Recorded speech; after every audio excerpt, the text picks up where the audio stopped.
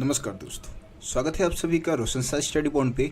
और आज की इस वीडियो में हम समझने वाले 12th क्लास हिस्ट्री का जो सेकंड चैप्टर है जिसका नाम है राजा, किसान और नगर। दोस्तों इस चैप्टर का जो समय काल है वो 600 ईसा पूर्व से लेकर 600 ईस्वी है, यानी कि 1200 वर्ष, टोटल 1200 वर्ष का जो भारतीय इतिहास है ना, जिसमें हम भारतीय इतिहास का जो राजनीतिक विषय है और जो आर्थिक विषय है उसको हम समझने वाले हैं। इससे पहले हमने हड़प्पा सभ्यता के बारे में समझा था, और हड़प्पा सभ्यता का जो समय काल था वो 2600 ईसा पूर्व से लेके 1900 ईसा पूर्व था। अब कई बच्चों के मन में सवाल उठ रहा होगा कि सर ये जो बीच में इतना सारा जो गैप आ गया उसमें क्या भारतीय इतिहास में कुछ हुआ ही नहीं? तो देखिए ऐसा कुछ नहीं है। इस समय जो लगभग हम बात कर रहे 600 ईसा पूर्व से पहले भारतीय इतिहास में एक वैदिक सभ्यता का विकास हुआ था, ठीक है, जिसको हम वैदिक काल भी कहते हैं। अब वैदिक काल का जो समय काल है वो है लगभग 1500 ईसा पूर्व से लेकर 600 ईसा पूर्व, ठीक है। ये वैदिक काल का समय काल है, वैदिक सभ्यता का समय काल है, ठीक है। अब वैदिक काल हम इसको इसलिए बोलते हैं क्योंकि इस काल के बारे में, इस समय काल के बारे में हमारे पास जानकारी प्राप्त करने का जो मेन स्रोत है ना वो वेद है, यानी कि वेदों से हम इसके बारे में जानकारी प्राप्त करते हैं। अब ये वेद क्या है भाई? हिंदू धर्म के ग्रंथ बोल सकते हैं आप इसको, वेद को, ठीक है। और कुल मिला के 4 वेद है, ऋग्वेद, यजुर्वेद, सामवेद और अथर्ववेद, ठीक है। ये 4 वेद है और इसमें से सबसे प्राचीन वेद जो है वो ऋग्वेद को माना जाता है, ठीक है। वैसे आपके 12th क्लास के सिलेबस में वैदिक काल के बारे में कुछ नहीं बताया गया है, तो अगर आप इसके बारे में जानकारी नहीं भी रखेंगे तो भी चलेगा, 12th क्लास में तो चल जाएगा। लेकिन कॉलेज वगैरह में आप वैदिक काल के बारे में पढ़ेंगे, बहुत ज़्यादा डीपली आपको वैदिक काल का टॉपिक पढ़ाया जाएगा, ठीक है। अब हम आगे बात करते हैं अपने इस चैप्टर का टॉपिक की। दोस्तों इस चैप्टर में जो पहला टॉपिक दिया गया है प्रिंसिप और पियदसी, ठीक है। तो इसमें हम सबसे पहले जेम्स प्रिंसेप की बात करने वाले हैं कि ये जेम्स प्रिंसेप थे कौन। देखिए James Prinsep east India company के एक अधिकारी थे और इन्होंने क्या किया था, 1830 के दशक में भारत के 2 लिपि जो प्राचीनतम लिपि थे, जिसमें ब्राही और खरोष्टी लिपि प्राचीनतम लिपि मानी जाती है, इन दोनों ही लिपि का अर्थ निकाला था, ठीक है। अब देखिए मैं आपको बता देना चाहूँगा कि इससे भारतीय इतिहास को जानने में क्या हुआ, हमें बहुत ज़्यादा सहायता मिली। देखिए प्राचीन समय के जितने भी अभिलेख लिखे गए थे ना वो सब ब्राही और खरोष्टी लिपि में ही लिखे गए थे। अब बहुत सारे बच्चों को अभिलेख का मतलब नहीं पता होगा, अभी अभिलेख का मतलब भी आपको मैं समझाता हूँ, पहले आप इस टॉपिक को समझ लें। देखिए जेम्स प्रिंसेप ने 1830 के दशक में जब ब्राही और खरोष्टी लिपि का अर्थ निकाल लिया तो इससे क्या हुआ कि हम भारतीय इतिहास को बहुत ज़्यादा गहराई से समझ सकते थे। बहुत सारे अभिलेखों पे जो शब्द लिखे हुए थे उनसे हम भारतीय इतिहास के बारे में बहुत सारी जानकारी जुटा सकते थे, ठीक है। अब देखो यहाँ पे एक पियदसी शब्द है। पियदसी का मतलब क्या है? यहाँ पे देखिए पियदसी का मतलब है सुंदर मुख वाला व्यक्ति, ठीक है। पियदसी का मतलब क्या? सुंदर मुख वाला व्यक्ति। और ये जो शब्द है और राजा अशोक के लिए इस्तेमाल किया गया था। बहुत सारे जब अशोक के काल के, क्योंकि सबसे प्राचीनतम अभिलेख जो लिखवाए थे वो अशोक ने ही लिखवाए थे, अशोक ने ही अभिलेख लिखवाने की प्रक्रिया शुरू की थी। और बहुत सारे अभिलेखों पे हमें पियदसी जैसे शब्द मिले हैं जिसका अर्थ होता है सुंदर मुख वाला व्यक्ति। और इसके अलावा एक देवना प्रिय भी शब्द मिला, देवना प्रिय यानी कि जो देवताओं का प्रिय हो, ठीक है। तो ये 2 शब्द का मतलब आप जरूर याद रख ले। इसके अलावा हम बात करते हैं अब अभिलेख की। देखिए अभिलेख होता क्या है? देखिए अभिलेख है किसी पत्थर, धातु या मिट्टी के बर्तन पे जो शब्द खोद के लिखे जाते हैं उसको हम क्या बोलते हैं? अभिलेख बोलते हैं, ठीक है। अब अभिलेख की अगर हम बात करें तो भाई इसमें क्या होता है कि राजा महाराजा या जिस व्यक्ति ने अभिलेख बनवाया है ना वो उसमें क्या करेगा, अपनी उपलब्धियों के बारे में बताएगा या अपने धर्म के बारे में, अपनी संस्थाओं के बारे में बताएगा, ठीक है। इसके अलावा प्राचीनतम अभिलेख ज़्यादातर प्राकृत भाषा में लिखे गए थे, प्राकृत भाषा जिसको हम बोलते हैं, ठीक है। कौन सी भाषा में लिखे गए थे? प्राकृत भाषा में। अब ये प्राकृत भाषा है क्या भाई? प्राकृत भाषा जनसाधारण की भाषा होती थी, जो आम लोग जिस भाषा का इस्तेमाल उस समय करते थे उसको हम प्राकृत भाषा बोलते हैं। इसके अलावा भी और दूसरे भाषाओं में भी अभिलेख लिखे गए थे, जैसे कि तमिल भाषा में बहुत सारे अभिलेख मिले हमें, पाली में भी मिले हैं, संस्कृत भाषा में भी बहुत सारे अभिलेख मिले हैं, ठीक है। दोस्तों हम बात करते हैं कि जो 600 ईसा पूर्व से लेकर 600 ईस्वी का जो समय काल है, यानी कि 6ठी शताब्दी ईसा पूर्व का जो समय काल है वो भारतीय इतिहास में महत्वपूर्ण क्यों माना जाता है? देखिए इस काल को भारतीय इतिहास में विशेष महत्व दिया गया है। इसके पीछे बहुत सारे कारण हैं। देखिए 600 ईसा पूर्व के काल में क्या हुआ, भारत में बहुत सारे नए नगरों का विकास होने लग गया, राज्यों का विकास होने लग गया, ठीक है।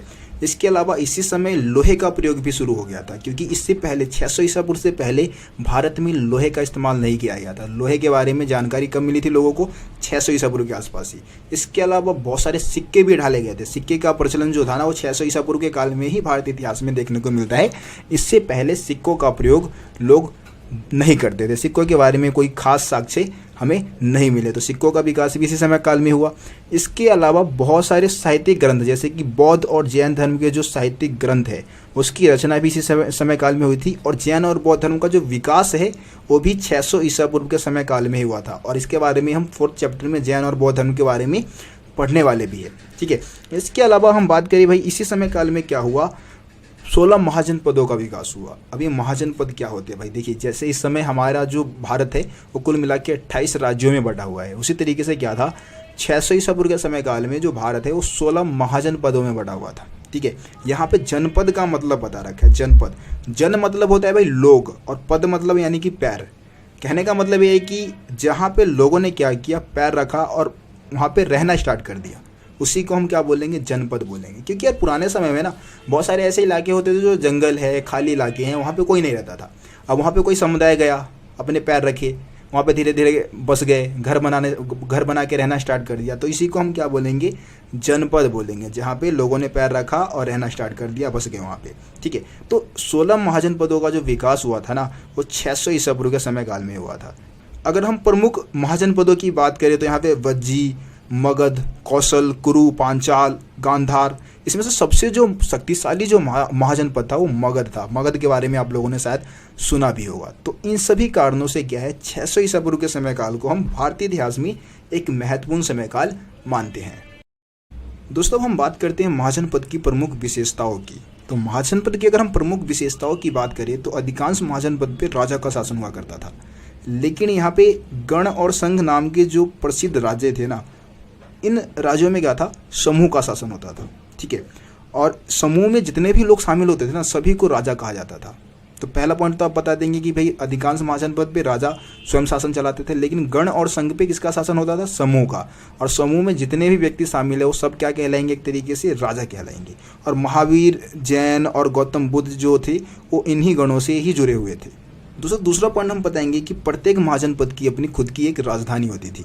अब राजधानी को क्या किया जाता था, चारों तरफ से किले द्वारा घेरा जाता था। इसकी किलेबंदी करने का मेन कारण ये था ना कि अगर कोई दूसरा राज्य है वो वहाँ पे आक्रमण कर देता है तो कम से कम राजधानी सुरक्षित रहे। पुराने समय में एक रूल था कि अगर किसी राज्य की राजधानी पे किसी ने कब्जा कर लिया तो पूरे साम्राज्य पे ही कब्जा माना जाता था। तो इस कारण राजधानी के रख रखाव के लिए विशेष प्रावधान किए जाते थे।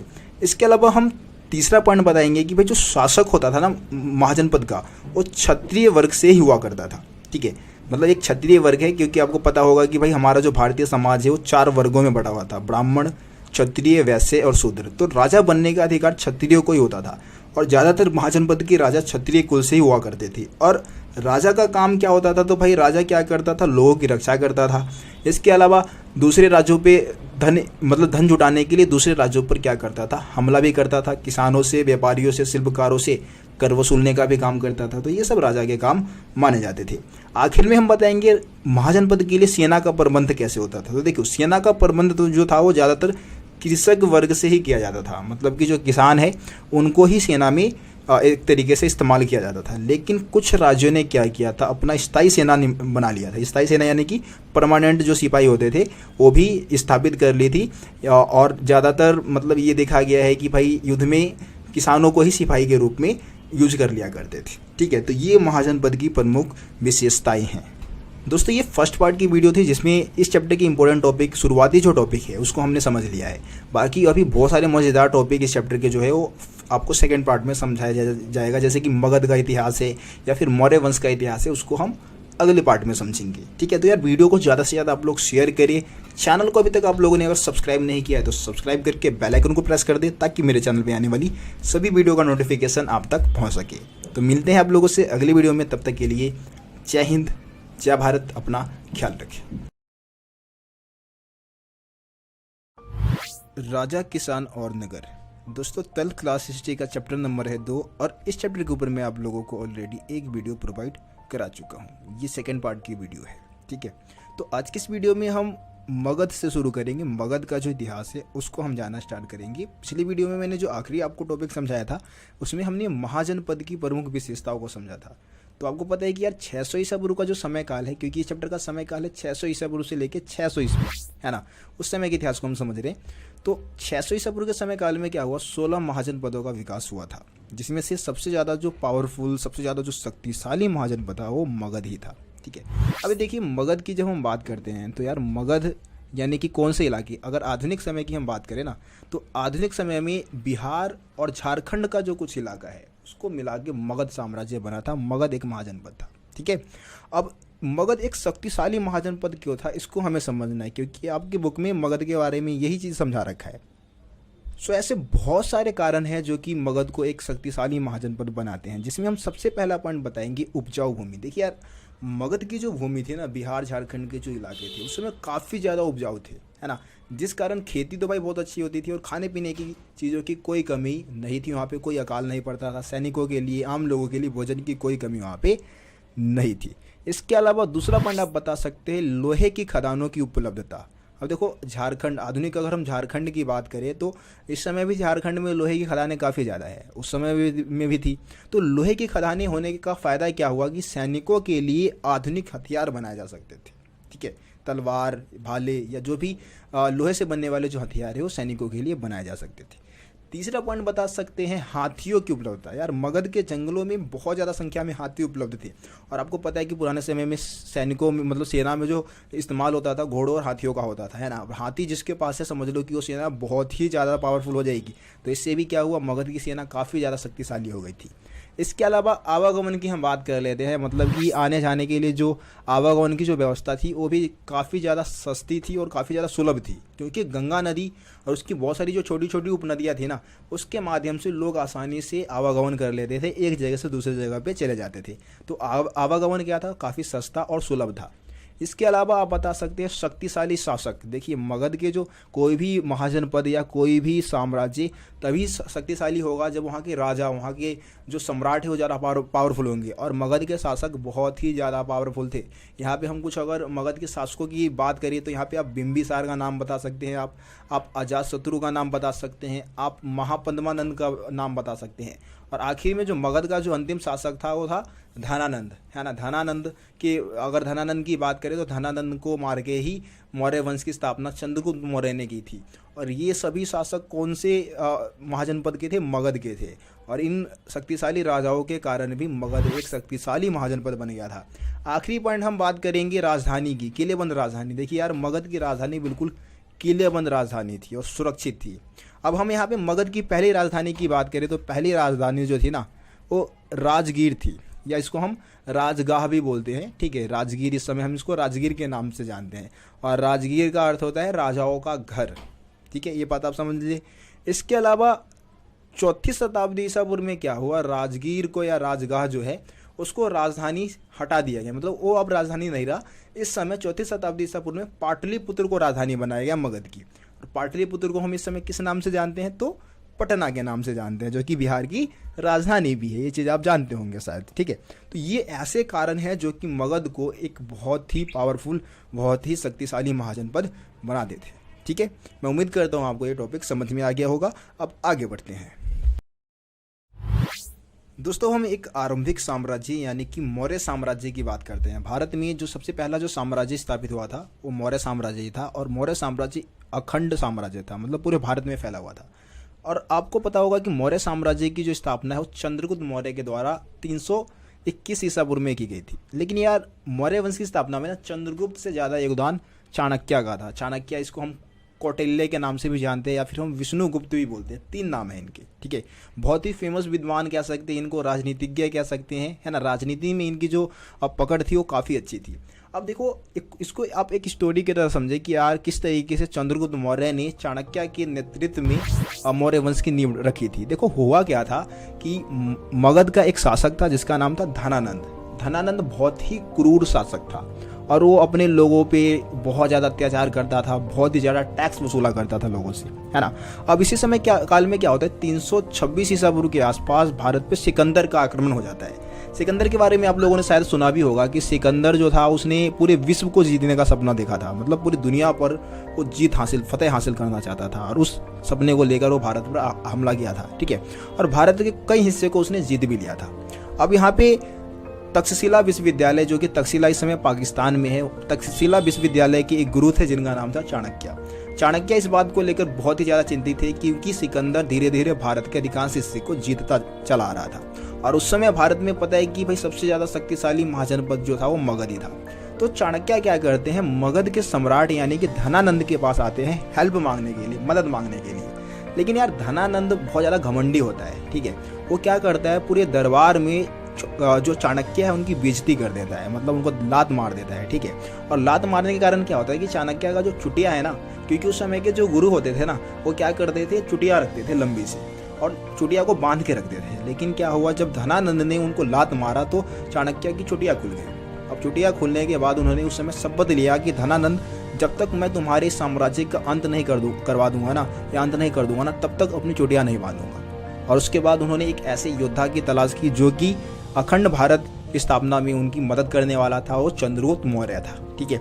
और इस तरीके से आखिरकार चंद्रगुप्त मौर्य को प्रशिक्षण दिया उन्होंने, एक तरीके से पूरे युद्ध के कौशल वगैरह सिखाए और आखिरकार एक सेना तैयार किया और उसके माध्यम से उन्होंने क्या किया, धनानंद को युद्ध में हरा के, मतलब चंद्रगुप्त मौर्य ने धनानंद को मारा, उसकी हत्या की और उसके बाद मौर्य वंश की नींव डाली, ठीक है। तो इस तरीके से मौर्य वंश की स्थापना 321 ईसा पूर्व में की गई थी, ठीक है। अब देखिए यहाँ पे आपको समझना होगा कि मौर्य वंश के कुल मिला के यहाँ पे 3 सबसे शक्तिशाली शासक हुए जिनके नाम आप याद रख ले। सबसे पहला तो चंद्रगुप्त मौर्य, जिन्होंने मौर्य वंश की नींव रखी थी। उसके बाद बिंदुसार, ठीक है। यहाँ पे बिंबिसार नहीं बोल रहा हूँ मैं, बिंबिसार अलग राजा है और बिंदुसार जो है वो मौर्य वंश के शासक थे, ठीक है। और बिंदुसार का पुत्र था अशोक, सम्राट अशोक का नाम आप लोगों ने जरूर सुना होगा। ये 3 सबसे ज़्यादा पावरफुल शासक हुए मौर्य वंश के, ठीक है। तो ये मौर्य वंश के बारे में जानकारी थी। दोस्तों हम बात करते हैं कि मौर्य वंश के बारे में हमारे पास जानकारी प्राप्त करने के स्रोत कौन से हैं, मतलब ऐसे कौन से तरीके हैं जिससे कि हम मौर्य वंश के बारे में जानकारी एकत्रित कर सकते हैं। तो देखिए मौर्य वंश के बारे में जानकारी प्राप्त करने का जो पहला स्रोत है मूर्तिकला। मूर्तिकला एक तरीके से पुरातात्विक प्रमाण या पुरातात्विक अवशेष में आ जाता है और बहुत सारी मौर्यकालीन मूर्तियाँ हैं जो कि हमें मौर्य वंश के राजाओं के धर्म के बारे में या उनके एक तरीके से वास्तुकला के बारे में जानकारी प्रदान करती है ना। इसके अलावा दूसरा पॉइंट आप बता सकते हैं मैक्सथनीज की इंडिका। मैक्सथनीज एक यूनानी राजदूत था और उन्होंने भारत में रहते हुए एक पुस्तक लिखी थी जिसका नाम था इंडिका, है ना। और इसी इंडिका नामक पुस्तक से भी हमें मौर्य वंश के बारे में बहुत सारी जानकारी मिलती है। मौर्य प्रशासन व्यवस्था के बारे में, मौर्य साम्राज्य की जो राजधानी है पाटलिपुत्र, उसके बारे में जानकारी प्राप्त होती है, ठीक है। उसके बाद अब तीसरा स्रोत बता सकते हैं कौटिल्य या जो चाणक्य थे, उन्होंने क्या लिखा था, एक पुस्तक लिखी जिसका नाम था अर्थशास्त्र, ठीक है। इस अर्थशास्त्र नामक पुस्तक से भी हमें वहाँ की प्रशासनिक व्यवस्था, टैक्स एकत्रित करने की जो व्यवस्था थी, है ना, ये सारी चीज़ें हमें उससे पता लग जाता है। इसके अलावा आप बता सकते हैं जैन और बौद्ध धर्म के जो ग्रंथ है या फिर जो पौराणिक ग्रंथ है, ठीक है, उससे भी हमें मौर्य वंश के बारे में जानकारी प्राप्त होती है। और आखिर में आप बता सकते हैं अशोक के अभिलेख, ठीक है। अशोक पहला सम्राट था जिसने क्या किया था, पॉलिश पत्थरों पर अभिलेख लिखवाने शुरू किए थे और उसके अभिलेख से भी हमें मौर्य वंश के बारे में बहुत सारी जानकारियाँ मिल जाती है, ठीक है। अब देखिए अशोक वो पहला सम्राट था जिसने पॉलिश पत्थरों पे क्या किया था, अपने और साम्राज्य के बारे में या अपने प्रजाओं के लिए एक तरीके से संदेश लिखवाने शुरू किए थे। देखो अशोक ने क्या किया था, अपने अभिलेखों के माध्यम से अपना धम्म का प्रचार किया था। उसने एक अलग से धर्म बनाया जिसको हम बोलते हैं धम्म। अब ये धम्म है क्या, देखिए धम्म एक तरीके से अशोक का अलग से धर्म था जिसमें बहुत सारी शिक्षाएं लोगों को दी गई थी, जैसे कि भाई बड़ों के प्रति आदर रखना, है ना, सन्यासियों और ब्राह्मणों के प्रति उदार व्यवहार रखना है, सेवकों और दासों के साथ उदार व्यवहार यानी कि अच्छा व्यवहार रखना है सेवकों और दासों के साथ भी। इसके अलावा जो दूसरे का धर्म है उसका सम्मान करना है। तो ये सब अशोक के धम्म के प्रमुख उपदेश थे।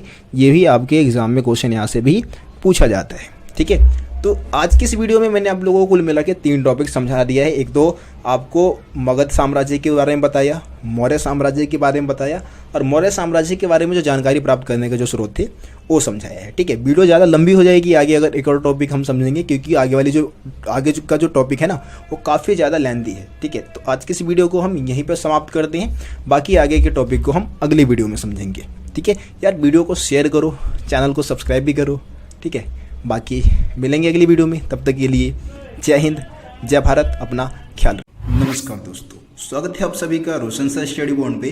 और आज की इस वीडियो में हम समझने वाले हैं 12th क्लास हिस्ट्री का 2nd चैप्टर जिसका नाम है राजा, किसान और नगर। सो गाइस इस चैप्टर के ऊपर मैं आप लोगों को 2 वीडियो पहले ही प्रोवाइड करा चुका हूँ, ठीक है। तो उन दोनों ही वीडियो को आप एक बार जरूर देख लें। और पिछली वीडियो में जो हमने आखिरी टॉपिक समझा था, जिसमें हमने मौर्य साम्राज्य के बारे में जानकारी प्राप्त करने के जो स्रोत है उसको हमने समझा था। आज की इस वीडियो में हम उसके आगे का जो टॉपिक है उसको समझने वाले हैं। तो आज की इस वीडियो में जो हमारा टॉपिक रहने वाला है वो मौर्य प्रशासन व्यवस्था। ठीक है, इसमें मौर्य प्रशासन व्यवस्था को समझेंगे। बहुत ही ज़्यादा इंपॉर्टेंट टॉपिक है और बहुत ज़्यादा लेंथी टॉपिक भी है। बहुत सारे पॉइंट्स आपके इसमें बनने वाले हैं। ठीक है, तो देखिए मौर्य प्रशासन व्यवस्था की जब हम बात करते हैं तो प्रशासन व्यवस्था का मतलब क्या है? प्रशासन व्यवस्था का मतलब है कि मौर्य साम्राज्य में किस तरीके से शासन व्यवस्था को चलाया गया था, मतलब चलाया जाता था। शासन व्यवस्था को चलाने के लिए सैनिकों का गठन कैसे किया गया था, प्रांतों का विभाजन कैसे किया गया था, कौन से ऐसे प्रांत थे या कौन से ऐसे राज्य थे जिसका विशेष महत्व था, है ना। बहुत सारी समितियां बनाई गई थी सैनिकों का संचालन करने के लिए। ठीक है, तो उन सभी चीज़ों को हम मौर्य प्रशासन व्यवस्था में समझते हैं। देखिए, जब हम मौर्य प्रशासन व्यवस्था की बात करते हैं तो सबसे पहला पॉइंट आपको बताना होता है 5 प्रमुख राजनीतिक केंद्र। मौर्य साम्राज्य के 5 प्रमुख राजनीतिक केंद्र थे जिसका विशेष महत्व मान सकते हैं। ठीक है, जिसमें से मौर्य साम्राज्य की राजधानी थी पाटलिपुत्र। क्या थी राजधानी? पाटलिपुत्र। और 4 प्रांतीय केंद्र थे जिसका विशेष महत्व मौर्य साम्राज्य में माना जाता है। 4 प्रांतीय केंद्रों में पहला है तक्षशिला, दूसरा उज्जैनी, तीसरा तोसली और चौथा स्वर्णगिरी। ठीक है, ये 4 प्रांतीय केंद्र थे। इसके अलावा हम दूसरा पॉइंट बता सकते हैं असमान प्रशासन व्यवस्था। देखिए, या असमान शासन व्यवस्था हम कह सकते हैं कि भाई मौर्य शासकों का जो नियंत्रण था ना वो अपने हर एक साम्राज्य के इलाकों पे एक जैसा नहीं था, क्योंकि मौर्य साम्राज्य बहुत ही विशालकाय साम्राज्य था, बहुत ही दूर तक फैला हुआ था। जैसे कि अफगानिस्तान से लेके ये उड़ीसा के मैदानी इलाकों तक फैला हुआ था। कहाँ अफगानिस्तान का पहाड़ी इलाका, कहाँ उड़ीसा का मैदानी इलाका, दक्षिण भारत तक फैला हुआ था। तो हर एक साम्राज्य के हर एक इलाके पे, हर एक प्रांत पे एक जैसी पकड़ इनकी नहीं थी, है ना। जैसे मान लो कि राजधानी है, राजधानी भी अच्छी पकड़ है इनकी, राजधानी पे अच्छे तरीके से नियंत्रण रखते थे। और आसपास के राजधानी के आसपास के जितने भी प्रांतीय केंद्र होते थे उस पर भी इनका अच्छा नियंत्रण होता था। लेकिन जो दूर दराज के जो केंद्र थे ना उन पे इनका अच्छा नियंत्रण, उतनी अच्छी पकड़ नहीं थी। इसीलिए हम कहते हैं कि मौर्यों की जो प्रशासन व्यवस्था थी ना वो असमान थी। ठीक है दोस्तों, अब तीसरे पॉइंट की बात करते हैं। तीसरे पॉइंट में आप बताएंगे प्रांतीय केंद्रों का चयन जो था ना मौर्य प्रशासन व्यवस्था में या मौर्य साम्राज्य में, प्रांतीय केंद्रों का चयन बहुत ही सावधानी पूर्वक तरीके से किया जाता था। जैसे प्रांतीय केंद्र आप समझते होंगे, प्रांतीय केंद्र का मतलब होता है एक तरीके से राज्य आप कह सकते हैं। जैसे कि हमारे देश में इस समय 28 राज्य, तो पुराने समय में प्रांतों में विभाजित होता था साम्राज्य पूरा। ठीक है, तो प्रांतीय केंद्र की अगर हम बात करें, जिसमें तक्षशिला और उज्जैनी की अगर आप बात करेंगे ना तो ये दोनों ही प्रांतीय केंद्र लंबी दूरी वाले व्यापार मार्ग पर स्थित थे। ठीक है, और इसके अलावा आप स्वर्णगिरी की बात कर ले, कर्नाटक में स्वर्णगिरी, तो स्वर्णगिरी जो है वो सोने की खदानों के लिए बहुत ही ज़्यादा उपयोगी था। और इन प्रांतीय केंद्रों का चयन बहुत ही सावधानीपूर्वक तरीके से किया गया था क्योंकि इनके विशेष महत्व थे। दोस्तों, इसके अलावा आप चौथा पॉइंट बता सकते हैं कि आवागमन को बहुत ही सुचारू बनाया गया। नदी मार्ग और स्थल मार्ग से जो भी यातायात के जो साधन थे ना उसको अच्छा बनाने की कोशिश की गई थी। क्योंकि यार प्रांतीय केंद्र तक जाने के लिए, अगर राजधानी से प्रांतीय केंद्र तक जाना है तो कई हफ्ता या कई महीने लग जाया करते थे। इसीलिए वहाँ पे क्या था कि आवागमन को यानी कि यातायात के साधनों को अच्छा बनाने की कोशिश की गई। इसके अलावा आप 5वां पॉइंट बता सकते हैं समिति तथा उपसमिति की भूमिका। ठीक है, ये बहुत ही इंपॉर्टेंट है भाई। देखो, मैक्सनीज जो एक यूनानी राजदूत था जो मौर्य साम्राज्य में आया था, तो अपने इंडिका नामक पुस्तक में उसने क्या किया था, 1 समिति और 6 उपसमिति का उल्लेख किया था। ठीक है, मतलब कि मौर्य प्रशासन व्यवस्था को सुचारू रूप से चलाने के लिए क्या किया गया था, 1 समिति और 6 उपसमिति गठित की गई थी। इसमें से 6 उपसमिति के कार्य आपको बताने हैं। देखिए, 6 उपसमिति के जो कार्य है ना अलग से आपके एग्जाम में क्वेश्चन आ जाता है सिर्फ उपसमिति के बारे में, उसके कार्य के बारे में। ठीक है, तो अगर हम 6 उपसमिति की बात करें दोस्तों, जो पहली उपसमिति थी वो नौसेना का संचालन करती थी। नौसेना आप समझते होंगे, जो कि पानी में रहते हैं ना, या फिर नदियों में रहते हैं या फिर समुद्र में रहते हैं, उसको हम नौसेना बोलते हैं। इसके अलावा दूसरी उपसमिति यातायात और खान पान का संचालन करती थी, यातायात आप समझते होंगे। और तीसरी उपसमिति जो थी वो पैदल सैनिकों का संचालन करती थी, मतलब पैदल सैनिकों को पूरी तरीके से संचालित करने की जो जिम्मेदारी थी वो तीसरी उपसमिति को दी गई थी। चौथी उपसमिति की बात करी तो अश्वरोहियों का संचालन करती थी, मतलब जो घुड़सवार सिपाही थे उनका संचालन करती थी। ठीक है, उसकी देखरेख करती थी। इसके अलावा 5वीं उपसमिति रथरोहियों की देखरेख करती थी, उसका संचालन करती थी। 6ठी उपसमिति की हम बात करें तो ये हाथियों का संचालन करने का काम करती थी। तो ये 6 उपसमिति है जिसकी विशेष भूमिका मौर्य साम्राज्य की प्रशासन व्यवस्था में माना जाता है। लेकिन इसमें से अगर हम दूसरी उपसमिति की बात करें ना, तो दूसरी उपसमिति की विशेष भूमिका थी, सबसे ज़्यादा महत्वपूर्ण भूमिका दूसरी उपसमिति की थी। जिसमें से क्या दूसरी उपसमिति का क्या काम था भाई, आपको पहले बता चुका हूँ कि यातायात और खान पान का संचालन करती थी। इसके लिए वो क्या करेंगे भाई, बैलगाड़ी की व्यवस्था करेंगी, है ना। सैनिकों के लिए भोजन की व्यवस्था करना इनकी जिम्मेदारी थी। इसके अलावा जानवरों के लिए भी चारे की व्यवस्था करने की जिम्मेदारी भी दूसरी उपसमिति को ही दी थी। आखिरी पॉइंट हम बताएंगे अशोक के धम्म के बारे में, ठीक है। धम्म महामात्र की नियुक्ति की थी अशोक ने, तो हम धम्म महामात्रों की बात कर लेते हैं। धम्म महामात्र होते कौन है, देखिए धम्म महामात्र एक तरीके से विशेष अधिकारी हुआ करते थे जिसकी नियुक्ति अशोक ने की थी।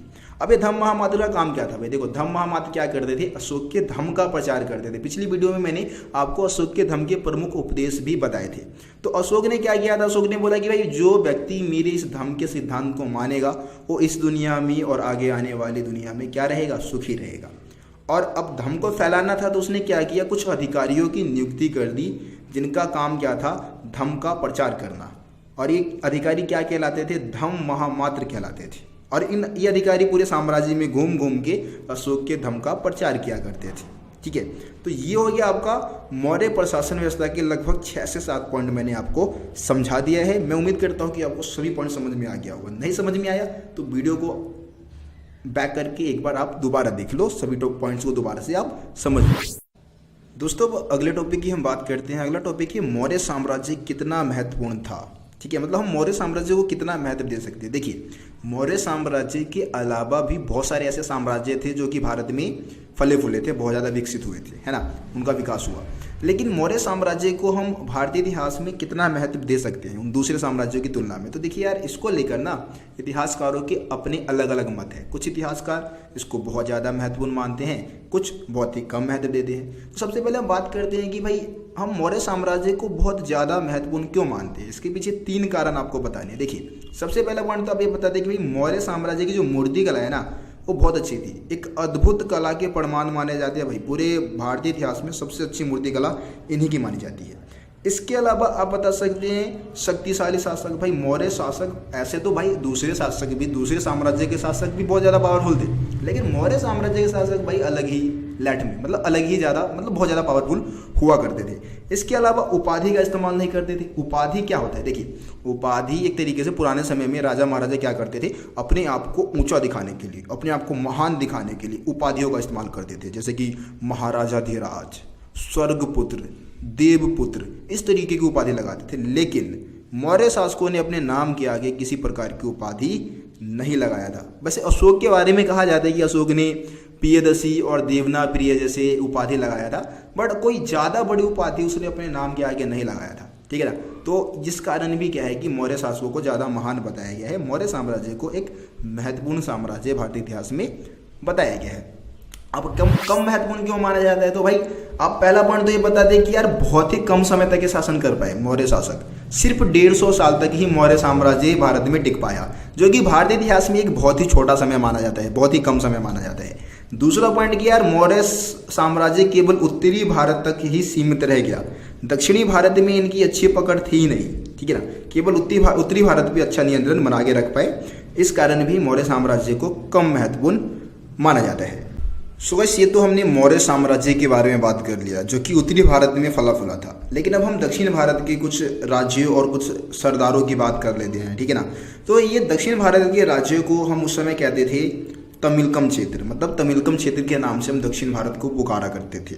और ये दक्षिण भारत में अगर हम आधुनिक समय की बात करें तो तमिलनाडु, आंध्र प्रदेश और केरल का जो कुछ हिस्सा है उसको हम क्या बोलते थे, तमिलकम क्षेत्र। और इस तमिलकम क्षेत्र में 3 शक्तिशाली साम्राज्य का विकास होता है जिसको हम चोल, चेर और पांडे कहते हैं।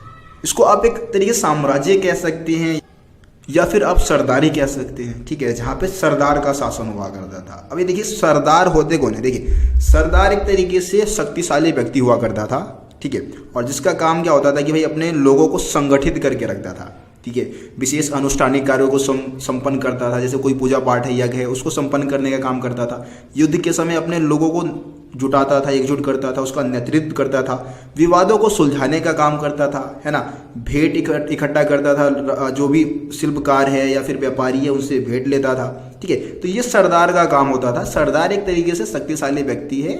इसके अलावा इनका जो पद था ना वो भी वंशानुगत होता था। मतलब अगर कोई सरदार है, उसका बेटा मर गया, मतलब वो मर गया, तो उसका बेटा जो है वो अगला सरदार बनेगा। इसको हम बोलते हैं वंशानुगत प्रणाली, है ना। इस चीज़ को आप जानते होंगे। तो देखिए दोस्तों, इन सभी सरदारों के बारे में या सरदारी के बारे में जो जानकारी प्राप्त करने का एक सबसे महत्वपूर्ण स्रोत है ना, वो तमिल संगम ग्रंथ है। मतलब दक्षिणी भारत का जो इतिहास है उसको अगर आप जानना चाहते हैं तो तमिल संगम ग्रंथ से आपको क्या करना होगा, जानकारी जुटाना होगा। ठीक है। अब तमिल संगम ग्रंथ तमिल भाषा का एक ग्रंथ है। संगम मतलब होता है भाई मिलाप। हुआ क्या कि दक्षिण भारत के इतिहास को उतना महत्व नहीं दिया गया, लेकिन दक्षिण भारत के जो कुछ कवि थे उन्होंने क्या किया, इकट्ठे हुए बहुत सारे कवि और एक ग्रंथ लिखा जिसको उन्होंने क्या बोला, संगम ग्रंथ बोला, जो कि दक्षिण भारत के इतिहास को हमें बतलाता है। और इसमें अगर हम बात करें तो भाई कई सरदार उस समय क्या करते थे, लंबी दूरी के व्यापार के माध्यम से राजस्व जुटाते थे। ठीक है, इस बात का भी पता हमें तमिल संगम ग्रंथ से चलता है। अब इसमें आप सातवाहन एक राजवंश था उसकी बात कर सकते हैं। ये जो सातवाहन थे वो महाराष्ट्र से शासन चला रहे थे और लगभग इनके हम समयकाल की बात करें तो दूसरी शताब्दी ईसा पूर्व से दूसरी शताब्दी ईस्वी तक इन्होंने क्या किया था, शासन किया था। और कहाँ से शासन कर रहे थे सातवाहन, महाराष्ट्र से। इसके अलावा कुछ मध्य एशिया से, जो मध्य एशिया से एक शक वंश के राजा वगैरह आए थे, शक जिनको हम बोलते हैं, मध्य एशिया से आए थे और एक गुजरात से शासन चला रहे थे। ठीक है, तो ये क्या करते थे, राजस्व जुटाने के लिए लंबी दूरी के व्यापार के माध्यम से एक तरीके से राजस्व जुटाने का काम किया करते थे। ठीक है, तो ये आपका दक्षिण के राजा और सरदार जो टॉपिक है उसमें ये चीज़ें आपको समझा रखी है। सो दोस्तों, आज की इस वीडियो में हमने 3 टॉपिक समझ लिया है। ठीक है, जो कि बहुत ही ज़्यादा इंपॉर्टेंट थी। बाकी आगे के जो टॉपिक है आपको अगली वीडियो में समझाया जाएगा। कुल मिला के 5 पार्ट्स में ही हम इस चैप्टर को समझने वाले हैं। तो 3 पार्ट तो भाई मैं आप लोगों को प्रोवाइड करा दिया हूँ। 2 पार्ट्स और आएगा इस चैप्टर के ऊपर जिसमें हम पूरे चैप्टर को कवर कर लेंगे। ठीक है, उसके बाद एक इंपॉर्टेंट क्वेश्चन की वीडियो आपको प्रोवाइड करा दी जाएगी और ये चैप्टर आपका हो जाएगा फिनिश। ठीक है, तो मिलते हैं फिर आप लोगों से अगली वीडियो में। यार वीडियो को शेयर भी जरूर करो। ठीक है, नमस्कार दोस्तों, स्वागत है आप सभी का रोशन सर स्टडी पॉइंट पे। और आज की इस वीडियो में हम समझने वाले हैं 12th क्लास हिस्ट्री का चैप्टर नंबर 2 जिसका नाम है राजा, किसान और नगर। तो दोस्तों, इस चैप्टर के ऊपर मैंने आप लोगों को पहले ही 3 वीडियो प्रोवाइड करा दिया है। अगर आप लोगों ने तीनों ही वीडियो को नहीं देखा है तो एक बार जरूर देख ले। वीडियो का लिंक आपको डिस्क्रिप्शन बॉक्स में मिल जाएगा। तो पिछली वीडियो में हमने आखिरी टॉपिक समझा था, वो तमिलकम क्षेत्र की बात की थी जिसमें चोल, चेल और पांड्य जो कि दक्षिणी भारत में ये जो 3 साम्राज्य का विकास हुआ था उसकी बात हम कर रहे थे। ठीक है, आज अगर आप एनसीईआरटी टॉपिक की बात करें, टॉपिक नंबर आप एनसीईआरटी बुक में देख पाएंगे। टॉपिक नंबर है 4.2 दैविक राजा। इस टॉपिक की हम बात करने वाले हैं। तो यहाँ पे हम कुषाण शासकों की बात करने वाले हैं। कुषाण शासकों ने क्या किया था, अपने आप को ना देवतुल्य प्रस्तुत करने के लिए कुछ नीतियाँ अपनाई थी। देवतुल्य मतलब देवताओं के समान अपने आप को दिखाने के लिए कुछ नीतियाँ अपनाई थी, उसकी हम बात करने वाले हैं। देखिए, कुषाण शासक एक तरीके से मध्य एशिया से लेके जो हमारे पश्चिमी उत्तर भारत है ना, विशेषकर पश्चिमी उत्तर भारत जो है वहाँ पे शासन किया था। ये प्रथम शताब्दी ईसा पूर्व से प्रथम शताब्दी ईस्वी तक इन्होंने शासन किया था। ये इनके शासन का समय काल है। इनके बारे में जानकारी प्राप्त करने के विशेष जो स्रोत है उसमें आप अभिलेख बता सकते हैं, बहुत सारे साहित्यिक जो ग्रंथ थे इनके काल के, या फिर इन्होंने जो बहुत सारे सिक्के बनवाए थे या इनके द्वारा बनवाई गई जो मूर्तियाँ हैं उनसे हम क्या कर सकते हैं, इनके बारे में जानकारी एकत्रित कर सकते हैं, जानकारी प्राप्त कर सकते हैं। अब मेन टॉपिक पे आते हैं कि भाई इन्होंने क्या किया था, अपने आप को ना देवतुल्य प्रस्तुत करने के लिए कुछ नीतियाँ अपनाई थी। ठीक है, जिसमें इन्होंने क्या किया था, पहली नीति तो ये अपनाई कि भाई इन्होंने विशालकाय मूर्तियां बनवाना स्टार्ट कर दिया। ठीक है, मतलब इतनी विशालकाय मूर्तियां बनवाई इन्होंने, जैसे कि आप एक मूर्ति का आप चित्र भी देख सकते हैं, इसका वैसे सर कटा हुआ है। और ये मूर्ति जो एक तरीके से कुषाण वंश का जो सबसे शक्तिशाली राजा था कनिष्क, उसकी मूर्ति है ये। ठीक है, तो पहली नीति इन्होंने क्या अपनाई, अपनी विशालकाय मूर्तियाँ बनवाई। जैसे कि उदाहरण के लिए आप उत्तर प्रदेश में मथुरा के माट नामक स्थान से इनकी विशालकाय मूर्तियाँ मिली थी। और इसके अलावा अफगानिस्तान के कुछ स्थल है वहाँ से भी इनकी विशालकाय मूर्तियाँ पाई गई थी, जो इस बात को दर्शाता है कि इन्होंने देवतुल्य प्रस्तुत करने के लिए अपने आप को अपनी विशालकाय मूर्तियाँ बनवाई थी। इसके अलावा हम दूसरा पॉइंट बता सकते हैं कि भाई ये क्या करते थे, देवपुत्र की उपाधि लगाते थे। ठीक है, देवपुत्र की उपाधि का इस्तेमाल किया था अपने आप को देवताओं के समान दिखाने के लिए। इसमें उन्होंने क्या किया कि भाई अपने नाम के आगे ना देवपुत्र की उपाधि लगाई। और ये ऐसा क्यों करते थे, तो ऐसा ये चीनी शासकों से, जो चीन के जो राजा थे ना उनसे प्रभावित होकर किया करते थे, क्योंकि जो चीन के राजा थे वो अपने नाम के आगे स्वर्गपुत्र की उपाधि लगाते थे। कौन सी उपाधि लगाते थे, स्वर्गपुत्र की। तो उनसे प्रभावित होकर ऐसा कुषाण वंश के राजा किया करते थे। दोस्तों उसके बाद इसी टॉपिक में गुप्त वंश के बारे में जानकारी प्राप्त करने के स्रोत भी बता रखे हैं। तो मैं आपको बता देना चाहूंगा कि भारत में जो सबसे शक्तिशाली जो पहला सबसे शक्तिशाली साम्राज्य जो विकसित हुआ था वो मौर्य वंश था। मौर्य के बाद जो एक अखंड भारत मतलब एक तरीके से भारत पे शासन करने वाले जो शक्तिशाली शासक हुए उसमें हम गुप्त वंश के राजाओं का नाम लेते हैं। ठीक है, गुप्त एक वंश का नाम है। ठीक है, अब इस वंश के बारे में जानकारी प्राप्त करने के जो स्रोत है ना उसके बारे में इसमें बताया गया। तो देखिए गुप्त वंश के बारे में जानकारी प्राप्त करने के हमारे पास बहुत सारे स्रोत हैं। जैसे कि आप इसमें साहित्यिक स्रोत बता सकते हैं, इसमें आप अभिलेख बता सकते हैं, इनके द्वारा बनाए गए जो सिक्के हैं उनसे हम इनके बारे में जानकारी एकत्रित कर सकते हैं। लेकिन सबसे मेन जो स्रोत है ना वो है प्रयाग प्रशस्ति। ठीक है, अब ये प्रयाग प्रशस्ति है क्या? देखिए प्रशस्ति का मतलब होता है जो किसी की प्रशंसा में लिखी जाती है, और प्रयाग में आपको बता दूं प्रयाग एक जगह का नाम है, प्रयागराज है ना, बनारस। ठीक है, तो प्रयाग प्रशस्ति एक ऐसा स्रोत है जिससे कि हम गुप्त वंश के बारे में बहुत सारी जानकारी एकत्रित कर सकते हैं। प्रयाग प्रशस्ति में ना समुद्रगुप्त की उपलब्धियों का वर्णन किया गया है। अब गुप्त वंश का जो सबसे शक्तिशाली शासक था ना वो समुद्रगुप्त ही था। ठीक है, और समुद्रगुप्त के बारे में उसकी उपलब्धियों के बारे में प्रयाग प्रशस्ति में लिखा गया था। प्रयाग प्रशस्ति को हम इलाहाबाद स्तंभ के नाम से भी जानते हैं, एक बहुत बड़ा स्तंभ है।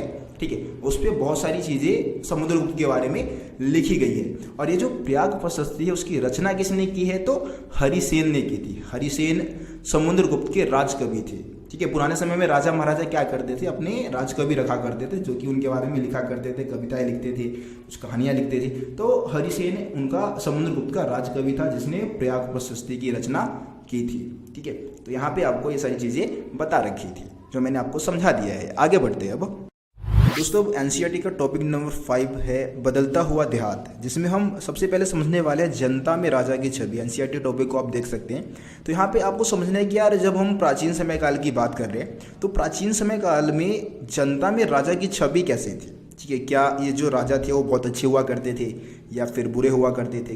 किस टाइप के राजा हुआ करते थे? ठीक है, जनता जो प्रजा है वो अपने राजा के बारे में क्या सोच रखती थी उस चीज़ को समझने वाले हैं। तो यहाँ पे ना एक कहानी के रूप में मतलब समझाया गया, जैसे कि जातक और पंचतंत्र जैसे बहुत सारे ग्रंथ है जिससे कुछ कहानियाँ ली गई है जिसके माध्यम से आपको जनता में जो राजा की छवि थी उसको समझाने की कोशिश की गई है। तो इसमें जातक से ली गई एक कहानी का वर्णन किया गया है कि भाई एक राजा है जो क्या कर ये जानना चाहता है कि उसकी जो प्रजा है ना, मतलब उसके जो आम नागरिक है उसके बारे में क्या सोच रखती है। तो राजा क्या करता है, भेष बदल लेता है और लोगों के पास जाता है। ठीक है, भेष बदल के जा रहा है, राजा है लेकिन भेष बदल रखा है। तो भेष बदल के लोगों के पास गया, लोगों से पूछा कि भाई आपका राजा कैसा है। तो जो लोग थे, आम नागरिक थे, उन्होंने बोला कि भाई हमारा राजा जो है हमारे लिए कुछ नहीं करता है, बुरा भला कहा, कुछ ने गालियाँ दी। ठीक है, बोला कि भाई जो रात के समय चोर डाकू हमारे सामान को लूटते हैं, हमारे घर को लूटते हैं, हमारा राजा हमारे लिए कुछ नहीं करता है। दिन के समय कर अधिकारी आते हैं, टैक्स वसूलने आते हैं, बहुत ज़्यादा टैक्स हमसे वसूलते हैं, हमें मारते हैं, पीटते हैं, मतलब बहुत सारी बुराइयाँ राजा के बारे में की। ठीक है, तो ये कहानी क्या दर्शाता है कि भाई ये कहानी दर्शाता है कि उस समय जनता में राजा की छवि उतनी अच्छी नहीं थी, बहुत ही खराब थी। ठीक है, अब हर बार ऐसा नहीं है भाई, बहुत सारे राजा अच्छे भी हुआ करते थे। यहाँ पे जो कहानी बताई गई है उसके अकॉर्डिंग मैं यहाँ पे बता रहा हूँ कि जो जनता में राजा की छवि थी वो बहुत ही खराब थी। ठीक है, तो इससे आप समझ गए होंगे इस स्टोरी से कि उस समय जनता में राजा की छवि कैसी थी। और इसका मेन कारण ये था कि राजा क्या करते थे, अपनी प्रजाजन से बहुत ही ज़्यादा टैक्स वसूला करते थे। अब टैक्स ज़्यादातर कृषि से टैक्स वसूला जाता था, खेतों पे टैक्स लगा, मतलब कृषि से जो फसल उगता था उस पे उसी के माध्यम से किसान क्या कर पाते थे, टैक्स दे पाते थे। तो जब टैक्स की रकम इतनी ज़्यादा बढ़ रही थी तो किसानों ने क्या किया, अब उपज बढ़ाने के नए तौर तरीके ढूंढने स्टार्ट कर दिए कि किस तरीके से वो अपने उपज को बढ़ा सकते हैं। तो किसानों ने उपज बढ़ाने के लिए कौन से तरीके अपनाए थे? 600 ईसा पूर्व से 600 ईस्वी के दौरान, जो कि हमारे चैप्टर का समय काल है, इस समय उपज बढ़ाने के लिए कौन कौन से तरीके अपनाए गए थे, अब हम उसकी बात करते हैं। उपज बढ़ाने के लिए जो पहला तरीका जिसका इस्तेमाल किया जाता था वो था लोहे के नोकीले फाल वाले हलों का प्रयोग, या लोहे के हलों का प्रयोग आप बता सकते हैं। तो लोहे के हलों का प्रयोग, क्योंकि आपको पता है कि लोहे का इस्तेमाल 600 ईसा पूर्व के आसपास ही भारतीय इतिहास में होता है। तो इस समय में लोहे के नोकीले फाल वाले हलों के माध्यम से क्या हुआ, खेतों की जुताई की जाने लगी थी। आप हल का जो है एक चित्र भी आप देख सकते हैं जिससे आप समझ सकते हैं कि ग्रामीण इलाके में अभी भी बहुत सारी जगह पे हलों का इस्तेमाल होता है, लोहे के हलों का इस्तेमाल होता है। ठीक है, तो विशेषकर गंगा और कावेरी नदी के घाटियों के आसपास क्या हुआ, लोहे के हलों वाले जो मतलब हल है उसका इस्तेमाल किया जाने लग गया था। और विशेषकर जहाँ पे वर्षा अधिक होती थी वहाँ पे धान की रुपाई की जाने लग गई थी। ठीक है, गंगा घाटी के आसपास धान को रोपा जाने लग गया था और इसके लिए किसानों को कमर तोड़ भी मेहनत करनी होती थी। लेकिन इससे क्या हुआ कि उपज में तेज़ी से वृद्धि हुई। इसके अलावा हम दूसरा पॉइंट बताएंगे कुदाल का प्रयोग। अब कुदाल क्या होता है, कुदाल को भी आप चित्र में देख सकते हैं। ठीक है, तो अब जाहिर सी बात है कि यार हलों का इस्तेमाल ना पहाड़ी इलाके पे नहीं हो सकता, पहाड़ी इलाकों में नहीं हो सकता था। ठीक है, ये केवल समतल इलाकों के लिए उपयोगी था हल। लेकिन कुदाल एक ऐसा सोर्स था, एक तरीके से ऐसा स्रोत था जिसका इस्तेमाल पहाड़ी इलाकों में भी हो सकता था। तो पहाड़ी इलाके के लोगों ने क्या किया, कुदाल का प्रयोग करके खेती करना शुरू कर दिया और इससे भी उपज में वृद्धि हुई।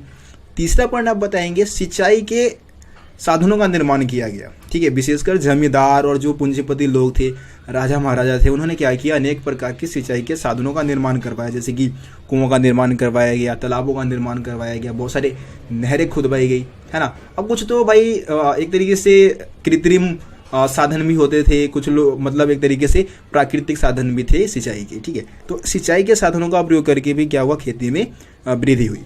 आखिर में बात कर लेते हैं कि भाई ये खेती के नए तौर तरीकों का जब इस्तेमाल किया गया तो उसका प्रभाव क्या रहा। देखो, प्रभाव की अगर हम बात करें तो इससे क्या हुआ यार, ग्रामीण समाज में बहुत ज़्यादा विविधताएं आ गई।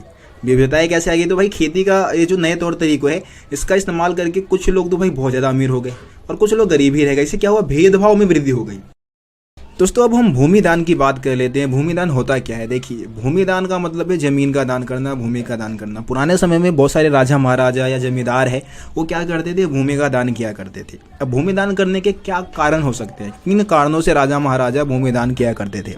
तो यार देखो, भूमिदान करवाने का मेन पर्पस हो सकता था कि भाई मंदिर का निर्माण करवाना होता था या फिर किसी धार्मिक संस्था का निर्माण करवाना होता था तो भूमिदान किया करते थे। इसके अलावा कृषि का विस्तार करना होता था, कृषि को बढ़ावा देना होता था तो भी राजा महाराजा क्या करते थे, भूमिदान किया करते थे। इसके अलावा एक और भाई कारण यह था कि राजा अपना समर्थन जुटाने के लिए भी क्या करता था, भूमिदान करता था। जब लगता था राजा को कि भाई बहुत सारे लोग उसके विरुद्ध हो रहे हैं, उसके खिलाफ हो रहे हैं, उससे नाराज हो रहे हैं, तो उस समय भी राजा क्या करता था, भूमिदान करके अपना समर्थन जुटाता था। तो ये भूमिदान करने के कारण हो सकते हैं। अब देखिए यहाँ पे आपको एक प्रभावती गुप्त जो नाम की राजकुमारी कह सकते हैं आप, ठीक है, जो कि चंद्रगुप्त द्वितीय की पुत्री थी, प्रभावती गुप्त, उसका नाम याद रखना है। ठीक है, प्रभावती गुप्त जो है उसने क्या किया था, भूमिदान किया था। अब देखो हमारे जो धार्मिक ग्रंथ है, धर्म ग्रंथ है, संस्कृत धार्मिक ग्रंथ है, उसमें ये कहा गया है कि पुरुष ही भूमिदान कर सकते हैं। स्त्रियों को भूमिदान करने का अधिकार नहीं था, महिलाओं को भूमिदान करने का अधिकार नहीं था। लेकिन प्रभावती गुप्त जो कि चंद्रगुप्त द्वितीय की पुत्री थी, मैं आपको बता देना चाहूँगा ये चंद्रगुप्त द्वितीय है कौन। तो यहाँ पे आप लोगों ने चंद्रगुप्त मौर्य का नाम सुना होगा, वो नहीं है, वो बिल्कुल अलग है।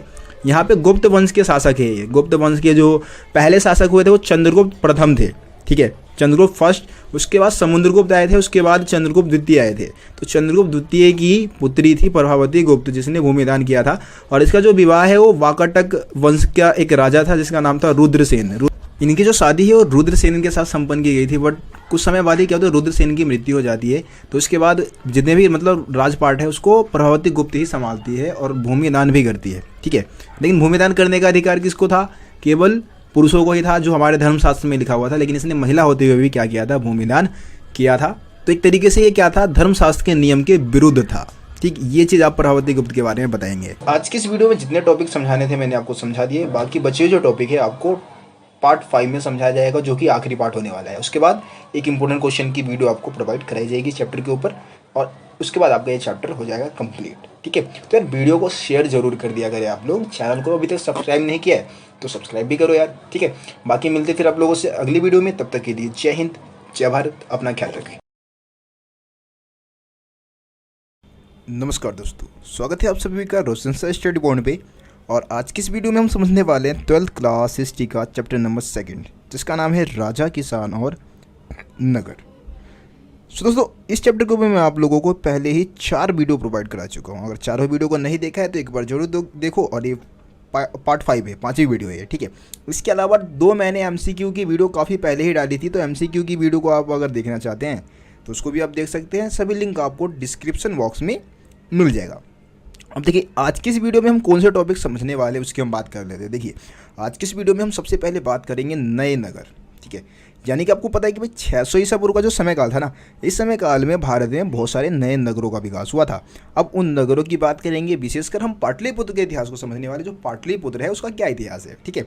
दूसरा टॉपिक रहने वाला है नगरीय जनसंख्या, सम्भ्रात वर्ग और शिल्पकार। यानी कि यहाँ पे हम नगरों में रहने वाले जो अमीर लोग थे, धनी लोग थे, उनको समझेंगे, और शिल्पकार वगैरह जो थे, जो चीज़ों को बनाकर बेचने का काम किया करते थे, उनको हम समझने वाले हैं, ठीक है। अब हम तीसरे टॉपिक की बात करें तो भाई तीसरा टॉपिक रहेगा उपमहाद्वीप और उसके बाहर का व्यापार। यानी कि 600 ईसा पूर्व के समय काल में भारत में जो भारत और भारत के बाहर जो व्यापार होता था ना, उसको हम समझने वाले हैं, मतलब व्यापार को समझने वाले हैं। इसके अलावा चौथा टॉपिक रहेगा सिक्के और राजा। जैसा कि आपको पता है कि भाई 600 ईसा पूर्व के समय काल में ना भारत में बहुत सारे सिक्के ढाले गए थे, है ना, सिक्कों का प्रयोग भी हुआ था। तो उन सभी सिक्कों को हम समझने वाले हैं भाई, कौन से सिक्के ढाले गए थे और कौन से राजाओं ने बनवाए थे भाई सिक्के। इसके अलावा पांचवा टॉपिक रहने वाले अभिलेखों का अर्थ कैसे निकाला गया। यानी कि जैसे कि आपको पता है कि भाई प्राचीन भारत के ज़्यादातर जो अभिलेख थे वो ब्राही और खरोष्टी लिपि में लिखे गए थे। तो ब्राही और खरोष्टी लिपि का अर्थ कैसे निकाला गया, उसकी हम बात करने वाले हैं। और आखिरी में हम समझेंगे भाई अभिलेख साक्ष्यों की सीमाएं, है ना। सीमाएं यानी कि भाई देखो, अभिलेख से हमें भारतीय इतिहास के बारे में बहुत सारी जानकारी तो मिलती है, लेकिन इसकी कुछ समस्याएं भी है। उन समस्याओं की भी हम बात आज की इस वीडियो में करने वाले हैं। तो भाई वीडियो ना यार, एनिमेशन वीडियो नहीं है ये, ठीक है। इसमें हम पीडीएफ के थ्रू समझने वाले, एनसीईआरटी का जो पीडीएफ है उसके थ्रू हम समझने वाले टॉपिक को यार, क्योंकि एक ही तरीके से हम अगर स्टडी करते हैं तो हम बोर हो जाते हैं ना, थोड़ा पकआउट टाइप भी लगता है। तो इस कारण मैंने थोड़ा, और टाइम भी मेरे को यार नहीं मिलता है, एनिमेशन वीडियो में बहुत ही ज़्यादा टाइम लग जाता है, ठीक है। और इसके अलावा मैं फेस वीडियो भी बीच बीच में अब बनाया करूँगा। मेरे पास बोर्ड है, तो बोर्ड पर मैं आप लोगों को समझाऊँगा, वहाँ से वीडियो रिकॉर्ड करके आपको प्रोवाइड कराऊंगा, ठीक है। तो इस तरीके से हम समझेंगे। 12th क्लास का जो हिस्ट्री है उसका मैं कंप्लीट सिलेबस हिस्ट्री पोर्शंस को तो मैं ही कराऊंगा, बाकी जो दूसरे टीचर है वो अपने अपने सब्जेक्ट के सिलेबस को कवर कराएंगे, ठीक है। तो चलिए अब शुरू करते हैं हम। सो कैसे यहाँ पे जो पहला टॉपिक दिया गया है, पहले टॉपिक की हम बात कर लेते हैं नए नगर। यानी कि 600 ईसा पूर्व के आसपास क्या हुआ था, भारत में बहुत सारे नगरों का विकास हुआ था। अब इसमें से अगर अधिकांश नगरों की हम बात करें तो जो भाई ज़्यादातर जो नगर थे ना 600 ईसा पूर्व के समय काल में जो विकसित हुए थे, वो या तो महाजनपद की राजधानी थी या फिर बहुत ही फेमस नगर हुआ करते थे। ज़्यादातर महाजनपद की राजधानी के रूप में क्या हुए थे, ये सारे नगर फेमस हुए थे, ठीक है। अब ये ज़्यादातर नगर जो थे वो या तो संचार मार्ग के किनारे स्थित थे या फिर सड़क मार्ग के किनारे स्थित हुआ करते थे। जैसे कि हम पाटलिपुत्र की बात करें तो भाई पाटलिपुत्र आपको पता है सबसे फेमस नगर था उस समय, है ना, 600 ईसा पूर्व के समय काल में। और ये नदी मार्ग के किनारे स्थित था, नदी मार्ग के आसपास ये नगर क्या था, स्थित था। इसके अलावा अगर हम बात करें उज्जैनी की, जैसे आप नीचे उज्जैनी की बात कर सकते हैं, तो भाई उज्जैनी जो है वो भूतल मार्ग के आसपास स्थित था। भूतल मतलब सड़क मार्ग के किनारे स्थित था। इसके अलावा दक्षिणी भारत में आप पुहार को देखेंगे, पुहार अभी मैं दिखाता हूँ मैप में, पुहार का है। पुहार एक तरीके से तमिलनाडु में है, ठीक है। तो तमिलनाडु में अगर आप जाएंगे तो समुद्री तट के आसपास स्थित था, ठीक है। जैसे कि आप नीचे मैं आपको मैप में भी दिखाना चाहूँगा, यहाँ पे आप पुहार को देख पाएंगे, ठीक है। तो ये जो पुहार है वो समुद्री किनारे स्थित था। तो ये नगरों की अपनी खास विशेषताएं थी, ठीक है। अब यहाँ पे हम पाटलिपुत्र की बात कर लेते हैं भाई। देखिए पाटलिपुत्र का क्या इतिहास है, तो यहाँ पे आप देखेंगे कि भाई जो पाटलिपुत्र नगर है वो आपको पता है कि मगध साम्राज्य की भी राजधानी थी, है ना, मगध की भी राजधानी थी और मौर्य साम्राज्य की भी राजधानी बनाई गई थी। तो देखिए यहाँ पे बता रखा है कि भाई जो पाटलिपुत्र है उसका विकास पाटलिग्राम नामक एक गांव से हुआ था, ठीक है। फिर क्या हुआ, लगभग 5वीं शताब्दी ईसा पूर्व में मगध शासकों ने जो मगध के जो राजा थे उन्होंने क्या किया था, एक तरीके से राजगाह से राजधानी को हटाकर मगध शिफ्ट करने की कोशिश की थी, निर्णय लिया था एक तरीके से। और 4वीं शताब्दी ईसा पूर्व आते आते तक इसको मगध साम्राज्य की राजधानी बना दी गई थी। लेकिन आपको पता है कि भाई मगध जो है उसका खात्मा भी इसी समय हो गया था। तो मगध साम्राज्य का अंत होने के बाद भारत में मौर्य साम्राज्य का विकास हुआ, है ना। धनानंद को मार के चंद्रगुप्त मौर्य ने मौर्य वंश की स्थापना की थी। तो उसके बाद मौर्य साम्राज्य की जो राजधानी बनाई गई थी वो भी पाटलिपुत्र ही थी। और कब बनी थी, 4वीं शताब्दी ईसा पूर्व में, ठीक है। 4वीं शताब्दी ईसा पूर्व में ही इसको मौर्य साम्राज्य की राजधानी बनाई गई थी। ये एशिया के सबसे बड़े नगरों में से एक था, है ना, बहुत ही फेमस नगर था, एशिया के सबसे बड़े नगरों में से एक था। लेकिन क्या था कि भाई एक बार क्या हुआ, चीन 7वीं सदी के आसपास एक चाइना से एक यात्री यात्रा करने आया था जिसका नाम था श्वेत त्सांग, बहुत ही फेमस यात्री थे। श्वेत त्सांग भारत में जब यात्रा करने आए 7वीं सदी में, तो उन्होंने देखा कि ये जो पाटलिपुत्र नगर है ना, वो एक खंडहर के रूप में बदल चुका है। यानी कि 7वीं सदी तक पाटलिपुत्र अपना गौरव खो बैठा था, ठीक है, ख़त्म हो चुका था वो नगर। तो यहाँ पे आपको पाटलिपुत्र का इतिहास बताया गया था। अब हम आ जाते हैं अगले टॉपिक की बात कर लेते हैं भाई लोग। देखिए यार, ये जो टॉपिक है इसमें कोई खास जानकारी नहीं दिया गया है, जो भी बताया गया है मैं आपको फिर भी समझाने की कोशिश करता हूँ, और कोई इंपॉर्टेंट भी नहीं है, आपके शायद ही यहाँ से कोई क्वेश्चन पूछा जाए, लेकिन MCQ में आ सकता है भाई, तो ध्यान से आप लोग समझे इसको। देखिए टॉपिक है नगरीय जनसंख्या, सम्भ्रांत वर्ग और शिल्पकार। तो सम्भ्रांत मतलब कि जो अमीर लोग हैं उनकी हम बात करने वाले हैं। तो यार आपको पता है कि पुराने समय में ज़्यादातर राजा महाराजा शासक वगैरह होते थे, अमीर हुआ करते थे, और ये किलेबंद नगरों में रहा करते थे, ठीक है, किलेबंद नगर हुआ करते थे। लेकिन इन नगरों के बारे में ज़्यादा जानकारी अपने को अभी नहीं मिल पाता है, क्योंकि बहुत सारे ऐसे पुराने समय के जगह थे जहाँ पे लोगों ने रहना स्टार्ट कर दिया। अब लोगों ने जब रहना स्टार्ट कर दिया तो भाई वहाँ पे खुदाई करना क्या है, खुदाई करना संभव नहीं है। लेकिन फिर भी हमारे को कुछ अवशेष मिले हैं, जैसे कि आप देखेंगे कि भाई मिट्टी के कटोरे वगैरह मिले हैं, थालियाँ मिली है हमें साक्ष्य के रूप में, जिस पर चमकदार कलई चढ़ाई गई थी, ठीक है ना। और इसको इतिहासकारों ने क्या दिया है, उत्तरी कृष्ण मार्जित पात्र कहा है, इसका नाम दिया है एक तरीके से। जो भी मतलब मिट्टी के कटोरे या थालियाँ मिली है जिस पे चमकदार कलई चढ़ाई गई थी, उसको इतिहासकारों ने क्या बोला, उत्तरी कृष्ण मार्जित पात्र। और हो सकता है कि भाई इसका इस्तेमाल ज़्यादातर अमीर लोगों द्वारा होता होगा, अमीर लोग इसका, इन बर्तनों का, इन कटोरों का, इन थालियों का इस्तेमाल करते होंगे। इसके अलावा हमें बहुत सारी चीज़ें भी मिली हैं, जैसे कि सोने, चांदी, कांस्य या फिर जो तांबा है ना, हाथी के दांत है, शीशे है, इन पदार्थों से बने हमें गहने भी मिले हैं, ठीक है। तो ये सारी चीज़ें बताता है कि भाई उस समय अमीर वर्ग के लोगों द्वारा इन चीज़ों का इस्तेमाल होता था।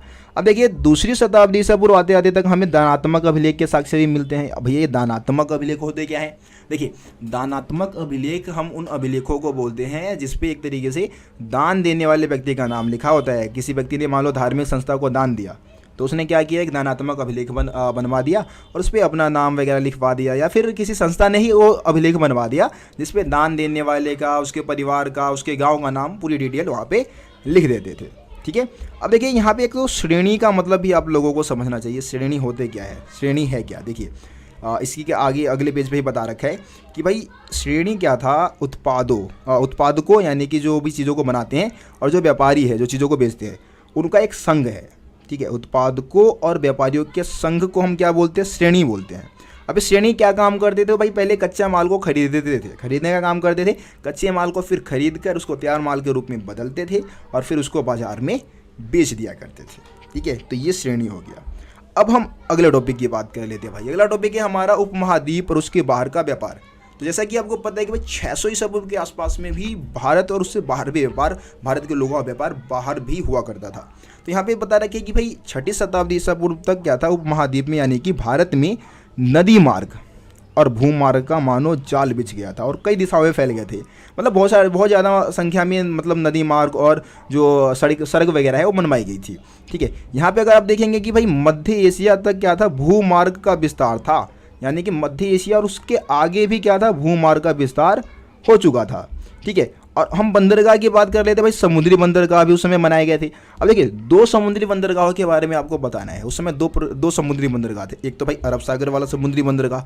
अब अरब सागर वाला जो समुद्री बंदरगाह है, जाहिर सी बात है कि इस तरफ अगर आप वर्ल्ड के मैप को आप एक बार ध्यान से देख ले तो यहाँ पे अफ्रीका जैसे देश से व्यापार होगा इस बंदरगाह के माध्यम से, या फिर जो पश्चिमी एशिया के देश है, यूरोप के देश है, उनके साथ व्यापार होगा। दूसरी तरफ आप बंगाल की खाड़ी वाले बंदरगाह की बात कर ले भाई, तो बंगाल की खाड़ी वाले जो बंदरगाह है उसके माध्यम से कहाँ व्यापार होगा, चाइना जैसे देशों के साथ, है ना। दक्षिणी पूर्वी एशिया के जो नीचे की तरफ देश है ना, तो उन सभी के साथ व्यापार होगा। जापान के साथ व्यापार हो सकता है इस बंदरगाह के माध्यम से।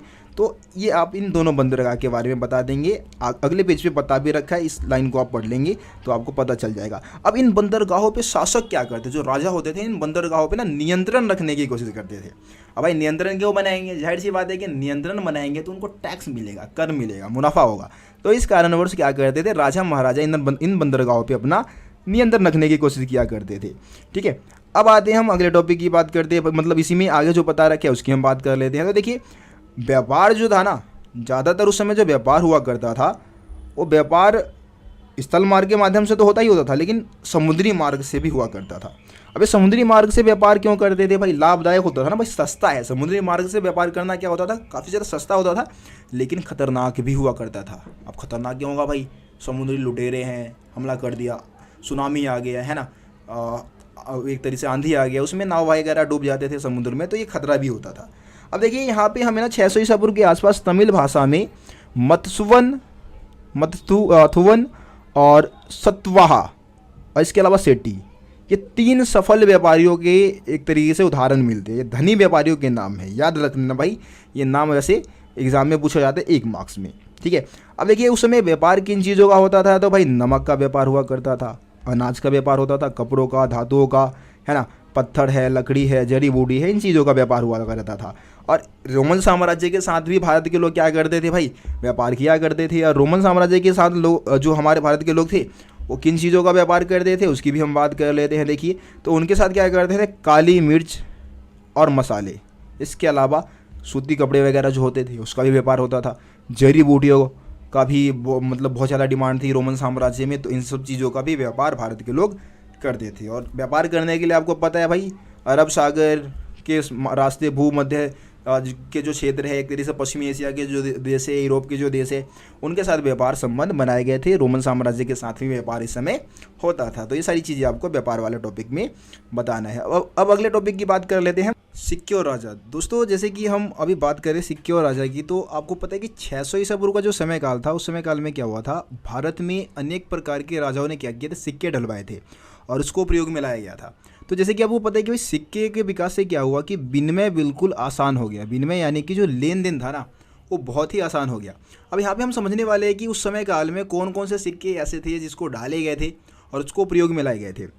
तो यहाँ पे जो सबसे पहले सिक्के का नाम आपको बताना है वो है आहत सिक्के। आहत मतलब होता है चोट पहुँचाना, मतलब कि किसी चीज़ को पीट कर और उसको फिर सिक्के का आकार दिया जाता था। जिसमें हम अगर धातु की बात करें तो चांदी और तांबे का मिश्रण था ये, मतलब चांदी और तांबे को मिलाकर ये आहत सिक्के बनाए गए थे। और आहत सिक्के का अगर हम समय काल की बात करें कब बनाए गए थे, तो 6वीं शताब्दी ईसा पूर्व के आसपास ये सिक्के बनाए गए थे, ठीक है। यहाँ पे अगर हम बात करें कि भाई अगर कौन से राजाओं ने सिक्के बनवाए थे, तो यहाँ पे मतलब बहुत सारे राजाओं के नाम आप बता सकते हैं वैसे, जिसमें से आप मौर्य वंश का भी नाम ले सकते हैं कि भाई मौर्य वंश के राजाओं ने भी क्या किए थे, कुछ आहत सिक्के बनवाए थे। इसके अलावा जो व्यापारी है, धनी लोग हैं, वो भी क्या करते थे, इस प्रकार के सिक्के ढलवाया करते थे। तो ये तो आहत सिक्के की बात हो गई, जो कि सबसे पहले सिक्के बनाए गए थे। उसके बाद हम दूसरे सिक्के की बात करें तो है सोने के सिक्के। अब देखिए सोने के सिक्के सबसे पहले कुषाण वंश के राजाओं ने बनवाए थे।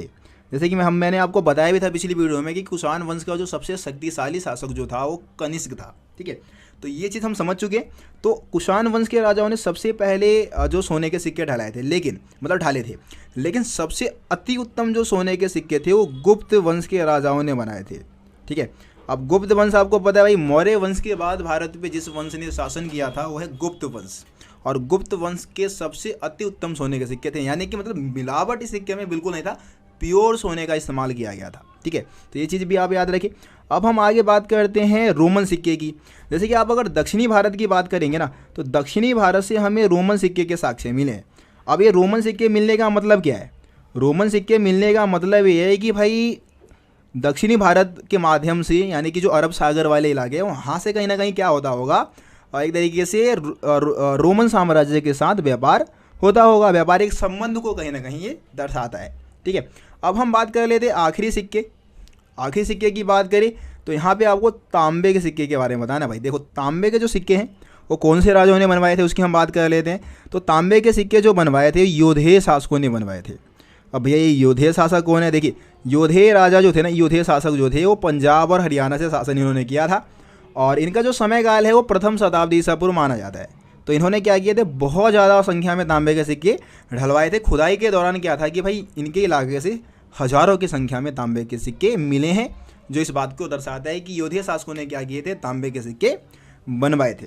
तो ये सिक्के और राजा वाला जो टॉपिक है उसमें यही सारी चीज़ें बता रखी है। अब भाई आपको मैं शुरू में ही बता चुका हूँ कि सिक्कों के विकास से क्या हुआ कि विनिमय आसान हो गया, व्यापार करना जो था ना वो बहुत ही आसान हो गया था, ठीक है। अब हम बात करते हैं भाई ये मुद्रा शास्त्र क्या है। ऊपर एक मुद्रा शास्त्र का मतलब बता रखा है। मुद्रा शास्त्र का मतलब होता है मुद्रा का अध्ययन करना, सिक्कों का अध्ययन करना।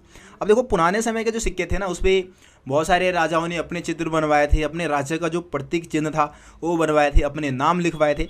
तो जो मुद्रा शास्त्री होते हैं यानी कि विशेष प्रकार के विद्वान जो क्या करते हैं, सिक्कों का अध्ययन करते हैं और उससे इतिहास के बारे में जानकारी जुटाते हैं। तो मुद्रा शास्त्र में क्या होता है, सिक्कों का अध्ययन किया जाता है और उसके माध्यम से बहुत सारी जानकारी जुटाई जाती है। तो ये तो सिक्के और राजा वाला टॉपिक हो गया। अब हम बात करते हैं भाई अभिलेखों का अर्थ कैसे निकाला गया। तो जैसा कि आपको पता है कि भाई प्राचीन भारत में जो भी अभिलेख लिखवाए गए थे वो 2 लिपि में लिखवाए गए थे, ब्राही और खरोष्टी लिपि में लिखवाए गए थे। ये शुरू में ही मैं आपको बता चुका हूँ। तो जाहिर सी बात है कि अगर हमें अभिलेखों का अध्ययन करना है तो हमारे को क्या करना होगा, ब्राही और खरोष्टी लिपि का अध्ययन करना होगा, ब्राही और खरोष्टी लिपि का अर्थ निकालना होगा। तो अब हम बात करेंगे भाई विद्वानों ने ब्राही और खरोष्टी लिपि का अर्थ कैसे निकाला, उस चीज़ को आप समझे, बहुत ही आसानी से आप समझ जाएंगे। जैसे कि देखिए यहाँ पे आपको एक कहानी की तरह, स्टोरी की तरह आपको इस चीज़ को समझना होगा। जैसे कि मैं आपको बता देना चाहूँगा कि 18वीं सदी, ठीक है, 18वीं सदी से क्या हुआ, जो यूरोप के विद्वान थे, कहाँ के विद्वान, यूरोप के, ठीक है, उन्होंने क्या किया, भारतीय पंडितों की सहायता से एक तो आधुनिक बंगाली लिपि जो है, मतलब इस समय जो बंगाली लिपि है उसका अध्ययन किया उन्होंने, और जो देवनागरी लिपि है उसका अध्ययन करना शुरू कर दिया। मतलब भारत की जो 2 लिपि है, बंगाली लिपि और देवनागरी लिपि, पहले तो उन्होंने उसको समझा और उसके बाद इन दोनों लिपि का अध्ययन करने के बाद इनके अक्षरों की तुलना की, किसके साथ, प्राचीनतम अक्षरों के साथ, यानी कि जो ब्राही लिपि के जो अक्षर थे ना उसकी तुलना की बंगाली और देवनागरी लिपि के साथ, और उसके बाद इसका अध्ययन किया, ठीक है। और इसके अध्ययन में, मतलब इसका अर्थ निकालने में सबसे ज़्यादा जो योगदान था वो जेम्स प्रिंसेप का आप नाम बता देंगे भाई। जेम्स प्रिंसेप ने क्या किया था, 1838 में ब्राही लिपि का अर्थ निकाल दिया था अपने परिश्रम के बल पे, अपने मेहनत के बल पे। तो ये चीज़ तो आप ब्राही लिपि के अर्थ में बता देंगे। अब हम बात करते हैं खरोष्टी लिपि का अर्थ कैसे निकाला गया। देखिए खरोष्टी लिपि, जैसे कि आपको पता है कि पश्चिमोत्तर भारत में जितने भी अभिलेख मिले हमें, पश्चिमोत्तर भारत आप समझते होंगे, तो पश्चिमोत्तर भारत के जितने भी अभिलेख हैं वो खरोष्टी लिपि में ही लिखे गए थे। अब खरोष्टी लिपि का अर्थ कैसे निकाला गया, तो खरोष्टी लिपि का अर्थ निकालने में सबसे ज़्यादा जो हमें सहायता मिला ना, वो हिंद यूनानी राजाओं द्वारा बनाए गए सिक्कों से मिला है। अब भाई हिंद यूनानी राजाओं ने क्या किए थे, बहुत सारे सिक्के ढलवाए थे, बहुत सारे सिक्के बनवाए थे, जिसमें उन सिक्कों पे क्या किया था, उन्होंने अपना नाम 2 लिपि में लिखवाया, एक तो यूनानी लिपि में भी लिखवाया और खरोष्टी लिपि में भी लिखवाया।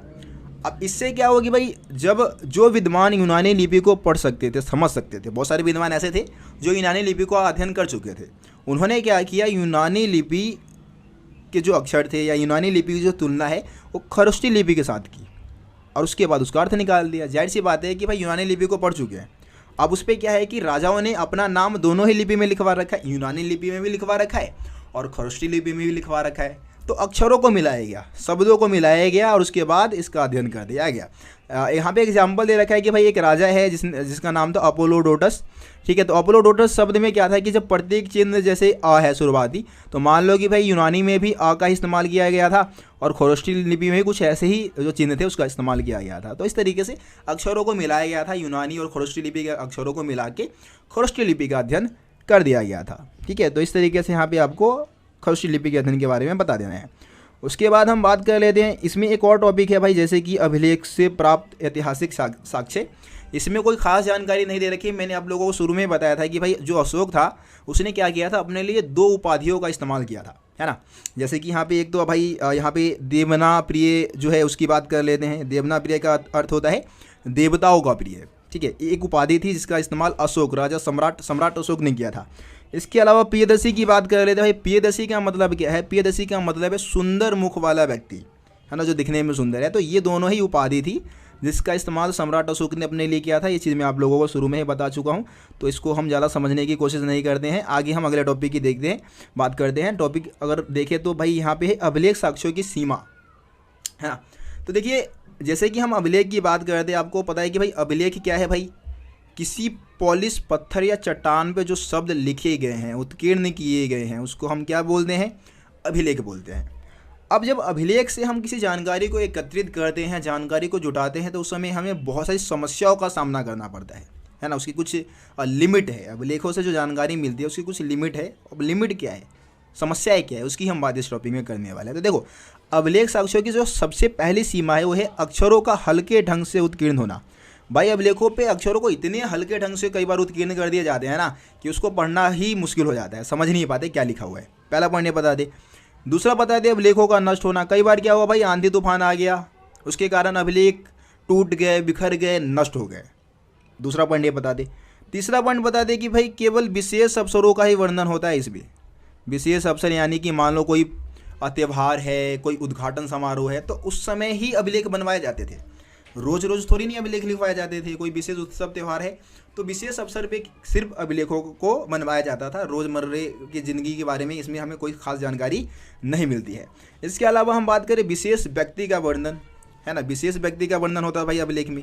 यानी कि विशेष व्यक्ति के वर्णन में आप क्या बताएंगे कि भाई जो व्यक्ति अभिलेख लिखवाता था ना या बनवाता था, जो बनवाता था अभिलेख, केवल वही अपने बारे में ही इन अभिलेखों में जानकारी देता था। आम लोगों के बारे में, किसानों के सुख दुख के बारे में हमें अभिलेखों से कोई जानकारी प्राप्त नहीं होती है ना। तो ये 4 अभिलेख साक्ष्यों की सीमा में आप ये 4 पॉइंट बता सकते हैं। अगर आप इस टॉपिक का अध्ययन करेंगे तो ये चारों ही पॉइंट्स आपको नज़र आ जाएगा। ठीक है, आप ध्यान से इसको पढ़ लेंगे तो अच्छा रहेगा। बाकी यार NCERT बुक को भाई पढ़ना बहुत ही ज़रूरी है। जैसे मैं आप खुद की बात कर लूँ भाई, मैं जब 12th क्लास में था तो लगभग हर एक चैप्टर को 3 से 4 बार पढ़ा था, जब भी जाके मेरे 95 मार्क्स आ पाए थे। तो अगर आप भी इस तरीके से अगर अध्ययन करेंगे, NCERT बुक को रीड करेंगे ना, तो आपके भी आ सकते हैं। देखो यार, सेल्फ स्टडी से बढ़ के कुछ नहीं होता है ना। बाकी 2 टीचर है, चाहे यूट्यूब पे आपको पढ़ाते हैं, आप कहीं कोचिंग सेंटर जाते हैं, वो जितना मर्जी मेहनत कर ले, लेकिन आप जब तक खुद से एफर्ट्स नहीं देंगे ना, तब तक कुछ नहीं हो सकता भाई आपका। तो खुद से आप बुक रीड करें, आप अपने खुद से अलग से नोट्स बनाए। जैसे कि इससे पहले मैंने जो भी वीडियो बनाया था एनिमेशन के थ्रू बनवाया था, तो वहाँ पर सारे पॉइंट्स अलग से लिखे हुए आते थे। ठीक है, तो भाई आसान है, इसमें से भी आप चाहे तो पॉइंट्स बना सकते हैं। बाकी नोट्स बहुत जल्दी मैं आप लोगों को प्रोवाइड करा दूंगा।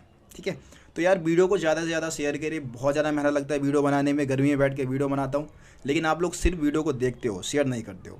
यार मोटिवेशन नहीं मिलेगा मेरे को, फिर आगे से आप लोगों के लिए अच्छी वीडियो में नहीं बना पाऊँगा। तो वीडियो को यार शेयर करें, लाइक करें, और अभी तक चैनल को सब्सक्राइब नहीं किया है तो सब्सक्राइब करके बेल आइकन को जरूर प्रेस कर दें, ताकि मेरे चैनल पे आने वाली सभी वीडियो का नोटिफिकेशन सबसे पहले आप तक पहुँचे। तो चलिए दोस्तों, मिलते फिर आप लोगों से अगली वीडियो में। तब तक के लिए जय हिंद, जय भारत, अपना ख्याल रखें।